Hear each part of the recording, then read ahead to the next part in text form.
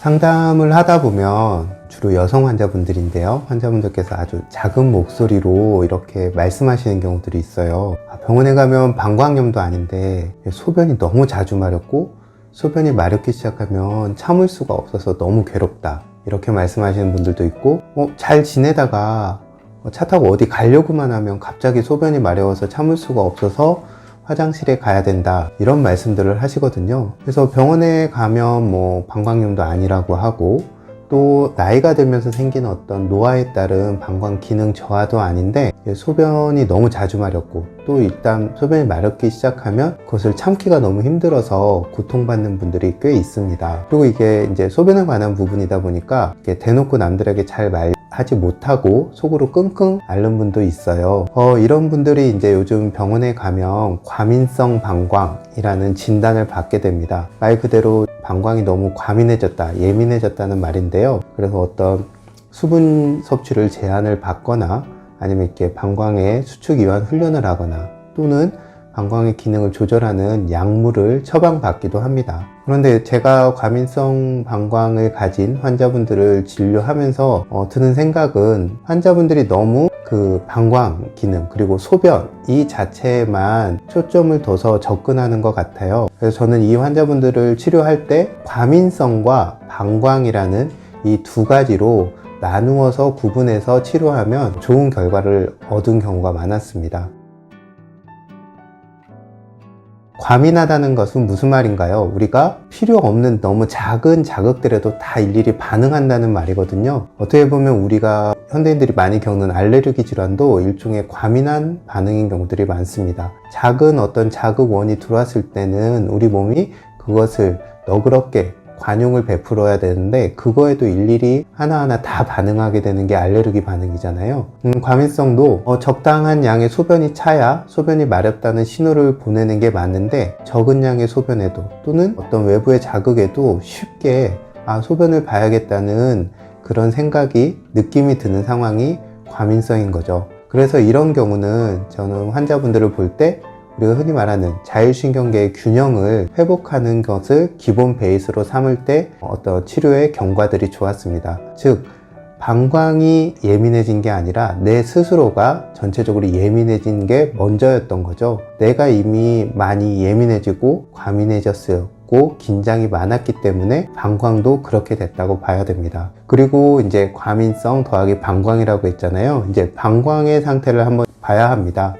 방광은 어디에 있나요? 우리 몸통에서 가장 아랫부분에 위치하고 있거든요. 여성분들 같은 경우는 방광과 자궁과 직장이 거의 동일한 선상에 놓여 있습니다. 그래서 실제로 과민성 방광으로 고생하시는 환자분들 같은 경우 자궁에 문제가 있거나 배변의 문제로 좀 고통받는 경우도 많았습니다. 왜냐하면 가장 몸통에서 아랫부분이라는 그 공간으로의 순환이 잘 되지 않기 때문에 그 장기가 제대로 된 기능을 하지 못하는 경우가 많습니다. 그래서 모든 장기들은 그 부분으로의 어떤 순환들, 혈액순환도 마찬가지일 것이고 어떤 내부의 압력의 이동도 잘 이루어져야 하기 때문에 그런 부분들을 개선시켜야 과민성 방광 증상이 좋아진 경우가 많았습니다. 한의학적으로는 이제 침이나 뜸, 또 약물을 통해서 그런 흐름들을 조정해 주게 되는 거죠. 이와 함께 특히 이제 요즘 여성들 같은 경우, 또 현대인들이 어떤 스트레스로 인한 신경계의 긴장, 그리고 운동 부족, 오래 앉아 있는 습관, 그리고 얕은 호흡, 이런 것들 때문에 방광이 위치하고 있는 그 부분까지 순환이 잘 안 되게 되거든요.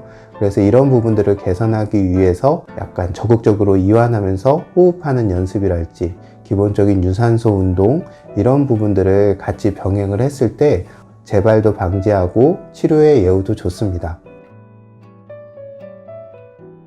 저는 이제 과민성 방광을 가진 환자분들에게는 주로 카페인의 섭취는 좀 줄이도록 하고 있어요. 아까 말씀드린 대로 신경계의 긴장이 기본 베이스가 되고 있기 때문에 그것을 긴장시킬 수 있는 카페인들은 가능한 한 적게 마시는 것이 좋습니다. 이 대신에 저는 이제 이런 분들에게 진피인삼차를 권해드리고 있습니다. 한의학은 우리가 건강하게 사는데도 또는 병을 치유하는데도 내부의 흐름, 한의학적으로 이제 기의 흐름이라고 표현하죠. 그 흐름들을 굉장히 중요시 하거든요.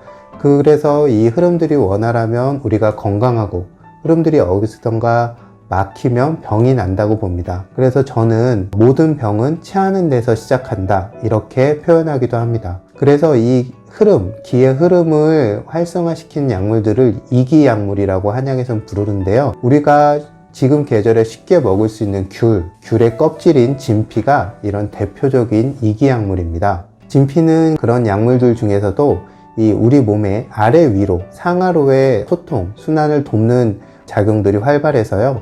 목에 가래가 끼고 기침을 한다던가 소화가 뭔가 잘 안 되고 답답하고 뭔가 담이 자꾸 생기고 이럴 때 진피를 쓰면 좋은 효과를 내게 됩니다. 이와 함께 우리가 이런 과도한 예민하고 긴장된 상태에 있다 보면 그런 스트레스 상황에서는 에너지를 많이 쓰게 되거든요. 그래서 전체적으로 예민하면서 피곤하고 기운이 떨어진 그런 상태인 경우들이 과민성 방광으로 고민하는 분들에게 많습니다. 그래서 인삼을 같이 이용해서 이런 부족해진 기운을 보충해주고 여기에 꿀을 살짝 더해서 너무 긴장으로 예민해진 몸을 조금 몸과 마음을 편안하게 누겨주게 됩니다. 진피 인삼차는 만드는 게 어렵지 않아요. 진피 귤 껍질을 잔류농약 문제가 있으니까 깨끗하게 씻어 가지고 가늘게 채를 썰고, 그 다음에 인삼도 수삼이죠. 가늘게 채를 썰어서 같이 꿀에 재워 두었다가 잘 보관해서 필요할 때 차로 즐기면 좋을 것 같습니다. 잦은 소변, 그 중에서도 과민한 방광의 문제로 고생하고 있는 여성분들이라면